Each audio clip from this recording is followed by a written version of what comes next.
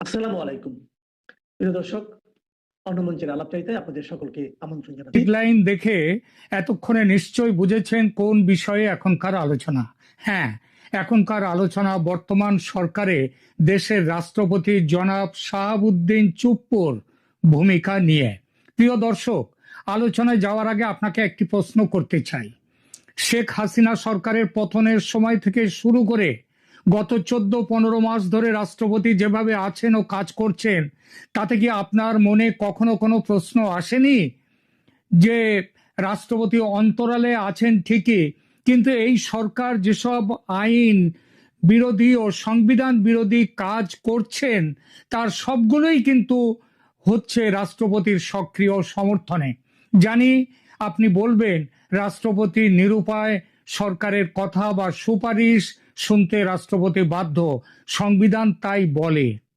সংবিধান তাই বলে কিনা সেটা পরে যাচ্ছে, কিন্তু কখনো কি এই প্রশ্ন আপনার মনে আসেনি যে যে সরকার নিজেই অসাংবিধানিক, অবৈধ, দখলদার, সেই সরকারের সুপারিশ মানতে রাষ্ট্রপতি কোন সাংবিধানিক আইনে বাধ্য? এই প্রশ্ন কি এসছে আপনার মনে কখনো?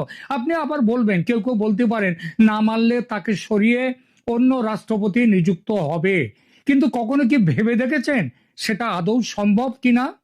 আদৌ কি জনাব চুপ্পুকে সরিয়ে অন্য কাউকে এখন রাষ্ট্রপতি হিসাবে নিয়োগ দেয়া যায়?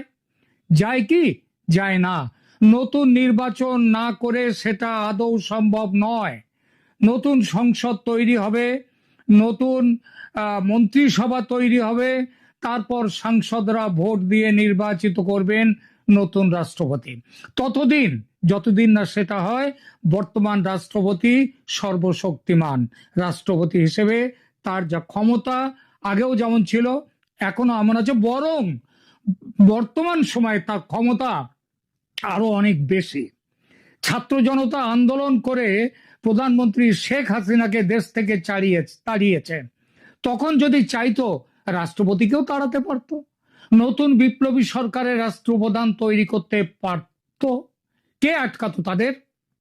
কেউ থামাতে পারতো না। কিন্তু এবং বিপ্লব ষোলকলা পূর্ণ হতো। কেন করেনি সেটা? কখনো কি ভেবেছেন কেউ এ কথাটা? আমার মনে হয় কেউ ভাবেননি, অন্তত ভাবলেও কাউকে বলতে শুনেনি। কেউ কখনো দেখতে চায়নি 24-এর পর রাষ্ট্রপতি কি করছেন ও কেন করছেন। প্রশ্নবিদ্ধ করেনি রাষ্ট্রপতির ভূমিকা।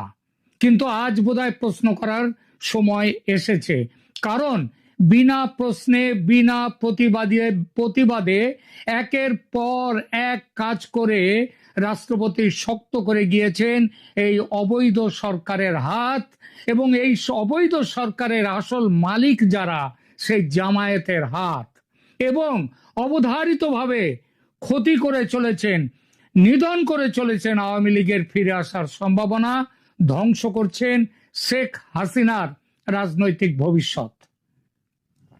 এতদিন দেশের এই ভয়ঙ্কর রাজনৈতিক পরিস্থিতির জন্য সবাই দোষ দিয়েছি ইউনূসকে, ওয়াকারুজ্জামানকে, আমেরিকাকে, জামাতকে, বিএনপিকে, বৈষম্য বিরোধী ছাত্রদেরকে, এবং তাদের সাম্প্রতিক যে রাজনৈতিক দল এনসিপিকে, আর সবাইকেই আমরা দেশের মানুষ গালাগাল দিয়েছে। যারা আওয়ামী লীগের পক্ষে তারও তো বটেই, কিন্তু ভুলেও একটি কথা কেউ বলেনি রাষ্ট্রপতি চুপ্পুর বিরুদ্ধে, বরং সবাই সহানুভূতি দেখিয়েছে তাকে। ইউনূস তাকে একের পর এক অপমান করেছে, তিনি রুখে দাঁড়াননি। বোবা হয়ে দুঃখী দুঃখী মুখ নিয়ে তিনি থেকেছেন, মাঝে মাঝে একটু খুব কদাচিৎ বাইরে বেরিয়েছেন ওই শহীদ দিবসের জন্য, কিন্তু তার বেশি সেখানে তার দুঃখ দুঃখ মুখ। আর জনতা, বিশেষ করে আওয়ামী লীগ সমর্থক জনতা, রাষ্ট্রপতির সেই দুঃখী মুখ দেখে নিজেদের বুঝিয়েছে, আহারে বেচারা কি ফাঁদে যে পড়েছে। কেউ এই প্রশ্নটা করেননি নিজেকে যে সরকারের মতে সায় না দিয়ে রাষ্ট্রপতি কেন বেরিয়ে আসছেন না তার পদ ছেড়ে? কি ক্ষতি হতো তাহলে? এই সরকার চলতো কি করে তাহলে? ইউনূস চলে যাওয়ার কথা বলছেন ও বলেছেন বারবার, রাষ্ট্রপতি বলছেন না। রাষ্ট্রপতি বলছেন না পদে থাকতে কে তাকে মাথার দিব্যি দিয়েছে? এই প্রশ্ন কেউ আনেইনি মনে যে রাষ্ট্রপতি চুপ্পু কোন পক্ষের লোক। তিনি ইউনূসের লোক না হাসিনার লোক? তিনি আমেরিকার লোক না আওয়ামী লীগের লোক? তিনি আওয়ামী লীগের লোক না জামায়াতের লোক? জানি অনেক প্রতিবাদ উঠবে আমার এই কথায়, কিন্তু একটা কথা, সময় এসেছে এই কথাটি তুলবার। আর যে অপরাধ ট্রাইব্যুনালের বিচার্য বিষয় পাল্টে 71 থেকে শেখ হাসিনার আমলে নিয়ে আসা হলো, শেখ হাসিনা সহ অন্য লীগ নেতাদের, সামরিক বাহিনীর লোকজনদের বিচার হতে চলেছে অপরাধ ট্রাইব্যুনালে, সেসব হতে পারছে এই রাষ্ট্রপতি শাহাবুদ্দিন চুপ্পুর জন্য। তিনি অধ্যাদেশ জারি করেছেন বলেই এটা হচ্ছে। যদি অধ্যাদেশ জারি না করতেন তাহলে নতুন রাষ্ট্রপতি নিয়ে এসে করতে হতো, আর সেটা সম্ভব হতো না। আজ যে পরিস্থিতির মধ্যে পড়েছে বাংলাদেশ, এবং আওয়ামী লীগ নির্বাচনে অংশ নিতে পারবে কি পারবে না বলে যে প্রশ্ন আজ উঠেছে, তার মূল কিন্তু শাহাবুদ্দিন চুপ্পু। শুধু এই নয়, আরো অনেক অধ্যাদেশ জারি করে রাষ্ট্রপতি চুপ্পু দেশকে আজকের ভয়ঙ্কর বিপর্যয়ের দিকে ঠেলে দিয়েছেন। লম্বা তালিকা রাষ্ট্রপতির অসাংবিধানিক কাজকর্মের, কয়েকটার উল্লেখ করতেই হচ্ছে। রাষ্ট্রপতি মোহাম্মদ শাহাবুদ্দিন চুপ্পুর মাধ্যমে অন্তর্বর্তীকালীন সরকার যে অধ্যাদেশগুলো জারি করেছে, সেগুলোর মধ্যে বেশ কয়েকটি সাংবিধানিক বিতর্কের জন্ম দিয়েছে। আরো স্পষ্ট করে বললে অসাংবিধানিক হয়েছে সমস্ত কাজগুলো। কি কি? এক, সংসদ ভেঙে দেয়া। 6 আগস্ট 2024 রাষ্ট্রপতি শাহাবুদ্দিন সংসদ ভেঙে দেওয়ার সিদ্ধান্ত নিলেন। এই সিদ্ধান্ত পুরোপুরি অসাংবিধানিক, পুরোপুরি। কারণ প্রধানমন্ত্রীর আনুষ্ঠানিক পদত্যাগপত্র ছাড়াই এই সিদ্ধান্ত নিয়েছেন তিনি, যেটা নেয়ার কোনো অধিকার তার নেই। আর্টিকেল 72 বাংলাদেশ সংবিধানের আর্টিকেল 72 অনুযায়ী এ ধরনের সিদ্ধান্ত নিতে পারেন রাষ্ট্রপতি একমাত্র প্রধানমন্ত্রীর পরামর্শক্রমে, যেটা তিনি করেননি। দ্বিতীয়টা বলি, আন্তর্জাতিক অপরাধ ট্রাইব্যুনাল অধ্যাদেশ 2024, এই অধ্যাদেশের মাধ্যমে আইসিটির ক্ষমতা ব্যাপকভাবে বৃদ্ধি করেছে যে ইউনূস সরকার, সেটা আসলে হয়েছে রাষ্ট্রপতির জারি করা অধ্যাদেশের। না করলে, তিনি অধ্যাদেশ জারি না করলে কি হতো তার, সে আলোচনায় পরে আসবো, কি তার হতে পারত। কিন্তু স্বাক্ষর করে এই অধ্যাদেশ জারি করে শেখ হাসিনাকে এবং আওয়ামী লীগকে কোন বিপদে ফেলেছেন তিনি, এবং কিভাবে আজকে এই যে নির্বাচনটাকে একের পর এক যে পিছিয়ে নিয়ে যেতে পারছে ইউনূস সরকার, তার মূলটাও হচ্ছে এই শাহাবুদ্দিন চুপ্পু, এবং সেটা সবাই দেখছে। ট্রাইব্যুনালের এখতিয়ার 2009 সাল থেকে কার্যকর বলে গণ্য করার পথ খুলে দিয়েছেন রাষ্ট্রপতি স্বয়ং। অনুসন্ধানকারী কর্মকর্তাদের তল্লাশি ও তাদের সম্পত্তি জব্দের বর্ধিত ক্ষমতা, আসামিদের সম্পদ জব্দ করার ক্ষমতা সরকারকে অধ্যাদেশের মাধ্যমে তুলে দিয়েছেন তিনি। আর যে 26 জন সেনা তারা সরকারের নির্দেশে কাজ করেছে, তাদেরকে আজকে আইনের ওই ট্রাইব্যুনালের সামনে এনে দাঁড় করিয়েছেন শাহাবুদ্দিন চুপ্পু। আন্তর্জাতিক অপরাধ ট্রাইব্যুনাল তৃতীয় সংশোধনী অধ্যাদেশ 2025 এই অধ্যাদেশের মাধ্যমে আইসিটিতে অভিযুক্ত ব্যক্তিদের নির্বাচনী যোগ্যতা বাতিল করা হয়েছে। অভিযোগ উঠলেই বাতিল, প্রমাণিত করার দরকার নেই। শাস্তি প্রদান করার এই আদেশ কে দিয়েছেন? রাষ্ট্রপতি চুপ্পু। খুব শীঘ্রই এই অধ্যাদেশের প্রভাব কি ভয়ঙ্করভাবে বাংলাদেশে পড়বে, সেটা দেখবে দেশের মানুষ, দেখতে শুরু করেছে, আরো দেখবে। সাইবার নিরাপত্তা অধ্যাদেশ 2024, এই ডিসেম্বর 2024 এই অধ্যাদেশের খসড়া অনুমোদন করা হয়। বিস্তৃত পুলিশি ক্ষমতা দেয়া, ইন্টারনেট নিয়ন্ত্রণের ব্যাপক ক্ষমতা, জাতীয় সাইবার নিরাপত্তা সংস্থা গঠনের বিধান, এইসব দ্বারা সরকারের যে দমনমূলক কাজ আজকে ভীষণভাবে বাংলাদেশে এসছে, সেই অধ্যাদেশের স্বাক্ষর, সেই অধ্যাদেশ করেছেন কে? এই শাহাবুদ্দিন চুপ্পু। বাংলাদেশের ছাত্রলীগকে সন্ত্রাসী সংগঠন হিসেবে নিষিদ্ধ ঘোষণা করার অধ্যাদেশেও সই এই রাষ্ট্রপতি চুপ্পুর।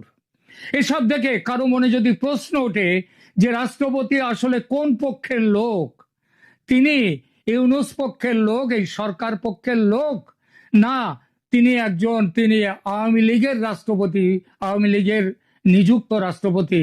এই প্রশ্ন যদি আজ ওঠে তাহলে সেটা কি অন্যায় হবে? এমন মুখ বুজে সমর্থন দেয়া, এটা কি শুধুই চাপে পড়ে, নাকি পেছনে অন্য গল্প আছে? একটু দেখা যাক জুলাই বিপ্লবে রাষ্ট্রপতির সমর্থনের প্রমাণ। তিনি এই বিপ্লবকে যে সমর্থন করেন, রাষ্ট্রপতি শাহাবুদ্দিন একাধিক বক্তব্যে বলেছেন। তিনি জুলাই আন্দোলনের প্রতি সমর্থন প্রকাশ করেছেন, ফ্যাসিজম বিরোধী বক্তব্য দিয়েছেন। 2025 সালের 4 আগস্ট জুলাই গণ অভ্যুত্থান দিবসে রাষ্ট্রপতির বাণীতে তিনি বলেছেন, ফ্যাসিজমের মূল উৎপাটন করতে হবে জুলাইয়ের চেতনা পূর্ণাঙ্গভাবে বাস্তবায়ন করার মাধ্যমে। মনে রাখতে হবে, এটা সংসদের কোনো ভাষণ নয় যে সরকারের লেখা ভাষণ পড়তেই হবে তাকে। এটা তার স্বেচ্ছা প্রণোদিত ভাষণ। তিনি বলেছেন কি, জুলাই গণ অভ্যুত্থানকে দীর্ঘদিনের বঞ্চনা, দুঃশাসন, দুর্নীতি, গুম খুন এবং ভোটাধিকার হরণের বিরুদ্ধে যুব সমাজ ও সাধারণ মানুষের ক্রোধের বিস্ফোরণ বলে অভিহিত করেছেন তিনি। কারো প্রশ্ন থাকলে প্রশ্ন করবেন কমেন্ট সেকশনে, উত্তর লিখে জানিয়ে দেবো কবে কোথায় কি বলেছেন। খুব কি প্রয়োজন ছিল এই ভাষণের? জুলাই আন্দোলন বিষয়ে রাষ্ট্রপতি বলেছেন, বৈষম্যমূলক ফ্যাসিবাদী ব্যবস্থা বিলুপ্ত করে গণতন্ত্র পুনঃপ্রতিষ্ঠা, জনগণের ক্ষমতায়ন ও মত প্রকাশের স্বাধীনতা নিশ্চিত করা ছিল জুলাই আন্দোলনের মূল উদ্দেশ্য। বুঝতে পেরেছেন? কথাগুলো বলেছেন অন্য কেউ নন, শাহাবুদ্দিন চুপ্পু, রাষ্ট্রপতি, যিনি এখন দুঃখী দুঃখী মুখ নিয়ে ঘুরে বেড়ান। আরো বলেছেন, শহীদদের আত্মার মাগফিরাত কামনা এবং আহত পঙ্গুদের জন্য ন্যায় বিচার নিশ্চিত করার অঙ্গীকার করেছেন তিনি। রাষ্ট্রপতির সবচেয়ে বড় বিতর্ক হয়েছে হাসিনার পদত্যাগ পত্র নিয়ে, তার বক্তব্যের কারণে। প্রধানমন্ত্রীর পদত্যাগ না পেয়েও তিনি কেন সুপ্রিম কোর্টের পরামর্শ চেয়েছিলেন সরকার গঠনের ব্যাপারে? সেখানে কেন বলেছিলেন প্রধানমন্ত্রী পদত্যাগ করেছেন? 2024 সালের অক্টোবরে, শুধু তাই না, তখনও তার আগে যে তিনি সংসদ ভেঙে দিলেন, সেটাও প্রধানমন্ত্রীর সুপারিশ ছাড়া। 2024 সালের অক্টোবরে এসে আবার তিনি বললেন যে হাসিনার পদত্যাগ পত্রের কোনো দালিলিক প্রমাণ নেই। তাহলে কিসের ভিত্তিতে তিনি অন্তর্বর্তী সরকার গঠনে সম্মতি দিয়েছিলেন? তিনি তো এখন বলতে পারতেন তিনি চলে যাননি, ফলে আমি কিছু করতে পারবো না। তাহলে তো একটা চাপ সৃষ্টি হতো সেনাপ্রধান ওয়াকারুজ্জামানের ওপর, যিনি তখন সরকার গঠনের দায়িত্ব নিয়েছেন। যদি বলি যে এই যে তখনকার পদক্ষেপ, এই পদক্ষেপে একা ওয়াকারুজ্জামানের ছিল না, তার সাথে সাই ছিল রাষ্ট্রপতি চুপ্পুর, অন্যায় হবে? এর ফলে তিনি অন্তর্বর্তী সরকার গঠনের সম্মতি দিলেন। এর ফলে আইনি বৈধতার সংকট তৈরি হয়, কারণ পদত্যাগ ছাড়া, প্রধানমন্ত্রীর পদত্যাগ ছাড়া সরকার পরিবর্তন অসাংবিধানিক, এবং সেই অসাংবিধানিক কাজটা চুপ্পু সাহেব করলেন। সেই আগস্টেই তিনি পদত্যাগ বিষয়ে সত্যতা বলেননি কেন? ছাত্র জনতা, বিক্ষোভকারীরা তার বিরুদ্ধে কিছু আন্দোলন করেছিল শুরুর দিকে, তাকে বলেছিল ফ্যাসিবাদের সহযোগী, মানে চুপ্পুকে, এবং গণহত্যার পক্ষে ছিলেন রাষ্ট্রপতি চুপ্পু, এই বলে অভিযোগ তুলে তার বিরুদ্ধে বিক্ষোভ করেছিল কয়েকদিন, তারপর চুপ। কেন চুপ? যদি বলা হয় রাষ্ট্রপতি তাদেরই লোক ছিল, তাই তারা একটু বিক্ষোভ খেলা তুলে, ধুয়ো তুলে তারা চুপ হয়ে গিয়েছিল, তাহলে কি ভুল হবে? অন্তর্বর্তীকালীন সরকারের পক্ষ থেকে বলা হয়েছে, বিপ্লবের পর গঠিত সরকারের উচিত নয় ফ্যাসিস্ট সরকার কর্তৃক নির্বাচিত রাষ্ট্রপতি রাখা, অর্থাৎ তাকে পদচ্যুত করা, সরিয়ে দেওয়াটা বড় প্রশ্ন। তাহলে প্রশ্ন ওঠে যে রাখা হয়েছে কেন? উচিত তো ছিল না, তাহলে রাখা হয়েছে কেন? বলা হয়েছে যে তার অপসারণ নিয়ে আলোচনা চলমান আছে। এই চলমান আলোচনা কতদিন চলবে? এবার কি বলা যাবে রাষ্ট্রপতি শাহাবুদ্দিনের ভূমিকা ছিল দ্বিমুখী প্রকৃতির? জুলাই বিপ্লবের সমর্থনে তিনি প্রকাশ্যে ফ্যাসিবাদ বিরোধী, আওয়ামী লীগ বিরোধী, শেখ হাসিনা বিরোধী বক্তব্য দিয়েছেন। জুলাই আন্দোলনকে ন্যায্য গণ অভ্যুত্থান বলে স্বীকৃতি দিয়েছেন। বৈষম্যমূলক ব্যবস্থা অবসানের পক্ষে মত দিয়েছেন। এবং সরকারের সব কাজে বিনা প্রশ্নে নিঃশর্ত সমর্থন দিয়েছেন। একের পর এক অসাংবিধানিক অধ্যাদেশে স্বাক্ষর করেছেন, একেবারে মুখ বুজে চুপটি করে কোনো প্রশ্ন না তুলে। হাসিনার পদত্যাগপত্র নিয়ে বিভ্রান্তিকর বক্তব্য দিয়েছেন। অন্তর্বর্তীকালীন সরকারের সকল সিদ্ধান্তে সহযোগিতা করেছেন, বলা যায় এক পায়ে খাড়া হয়ে। তারপরও তাকে বলবেন ধোয়া তুলসী পাতা? কিন্তু প্রশ্ন তা, উত্তর তা বলে না। এরপরেও কেউ কেউ বলতে পারেন বেচারা, উপায় ছিল না, চাপের কাছে নতি স্বীকার করেছেন, সাংবিধানিক বাধ্যবাধকতারে ভাই, নইলে দেশটা ধ্বংস হয়ে যেত। তাহলে সংবিধান কি বাধ্যবাধকতা দিয়েছে সেটা একটু দেখি। সাংবিধানিক আইনের দৃষ্টিকোণ থেকে রাষ্ট্রপতির অবস্থান আর্টিকেল 48/3 এই ধারায় বলা হয়েছে। সেখানে কি বলা হয়েছে? In the exercise of all his functions save only that of appointing the Prime Minister pursuant to Clause 3 of Article 56 and the Chief Justice pursuant to Clause 1 of Article 95। মানে প্রধানমন্ত্রী এবং প্রধান বিচারপতি এই দুজনের যে নিয়োগ ছাড়া বাকি সমস্ত কাজেই president shall act in accordance with the advice of the prime minister. প্রধানমন্ত্রীর পরামর্শ মতো তিনি বাকি সব ব্যাপারে কাজ করবেন। কিন্তু দেশে এখন প্রধানমন্ত্রী আছে? এখন তো প্রধানমন্ত্রী নেই, তাই আর্টিকেল 48/3 বিধান তো প্রযোজ্য হয় না। অন্তর্বর্তীকালীন সরকারের প্রধান উপদেষ্টা সাংবিধানিকভাবে প্রধানমন্ত্রী নন বা প্রধানমন্ত্রীর সমতুল্য কখনোই নন। তিনি রাষ্ট্রপতির একজন পরামর্শদাতা, তার বেশি নয়। পুরো ব্যাপারটা উল্টে গেছে বাংলাদেশে। রাষ্ট্রপতি তার নিজের বিচার অনুযায়ী সব সিদ্ধান্ত নেওয়ার অধিকারী বর্তমানে, কিন্তু রাষ্ট্রপতি চুপ্পতা করেননি।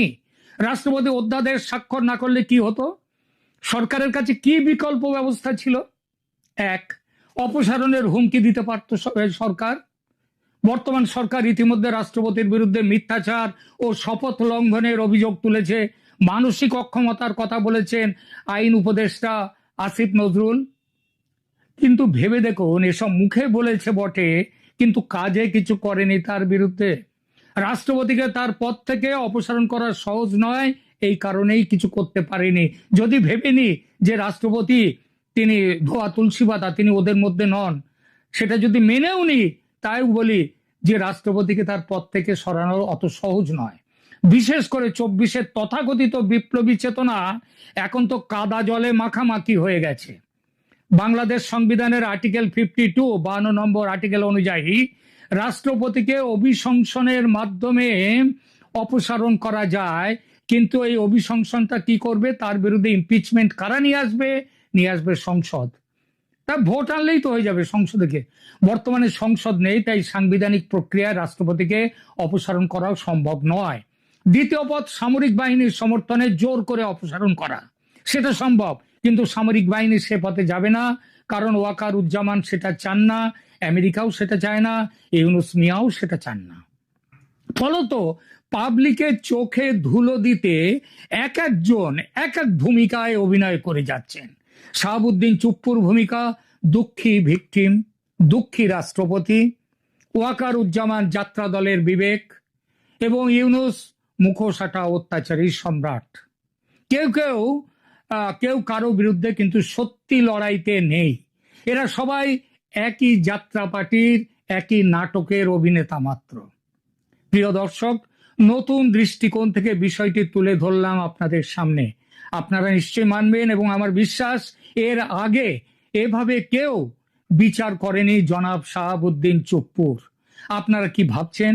কমেন্ট করে জানান, সেই সঙ্গে সাবস্ক্রাইব করুন চ্যানেল